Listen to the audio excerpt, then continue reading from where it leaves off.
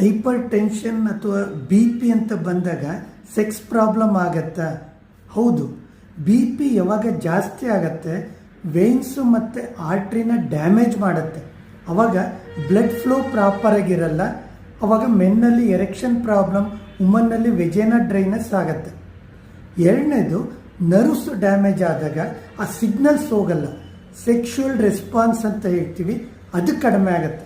Automatically sex ಬಗ್ಗೆ interest ಕಡಿಮೆ ಆಗುತ್ತೆ ಮತ್ತು ಸೆಕ್ಸ್ ಬಗ್ಗೆ ಸ್ಯಾಟಿಸ್ಫ್ಯಾಕ್ಷನ್ ಕಡಿಮೆ ಆಗುತ್ತೆ.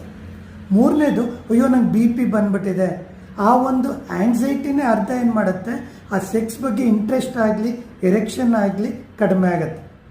ಒಂದು ಹೈಪರ್ ಟೆನ್ಷನ್ ಕಂಟ್ರೋಲಲ್ಲಿ ಇತ್ತು, ಮತ್ತು ಕೆಲವೊಂದು ಬಿ ಪಿ ಟ್ಯಾಬ್ಲೆಟ್ಸು, ಬೀಟಾ ಬ್ಲಾಕರ್ಸು, ಡೈಯೂರಿಟಿಕ್ಸ್ ಅಂತ ಹೇಳ್ತೀವಿ, ಅವು ಸೆಕ್ಸ್ ಪ್ರಾಬ್ಲಮ್ ಆಗಲಿಕ್ಕೆ ಕಾರಣ ಆಗುತ್ತೆ.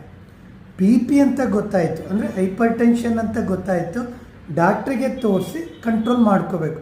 ಬಟ್ ಸೆಕ್ಸ್ ಪ್ರಾಬ್ಲಮ್ ಆಗೇ ಇತ್ತು ಅಂದರೆ ಡಾಕ್ಟ್ರನ್ನ ಕನ್ಸಲ್ಟ್ ಮಾಡೋದು ಒಳ್ಳೆಯದು. ಜೊತೆಗೆ ಒಂದು ಸಾಲ್ಟನ್ನು ಕಡಿಮೆ ಮಾಡಬೇಕು, ಎಕ್ಸಸೈಸ್ ರೆಗ್ಯುಲರ್ ಆಗಿರಬೇಕು. ವೆರಿ ಇಂಪಾರ್ಟೆಂಟ್, ನಿದ್ದೆ ಅನ್ನೋದು 7 to 8 hours ಇರಬೇಕು. ಬಿ ಪಿಯಿಂದ ಸೆಕ್ಸ್ ಪ್ರಾಬ್ಲಮ್ ಬರಲ್ಲ.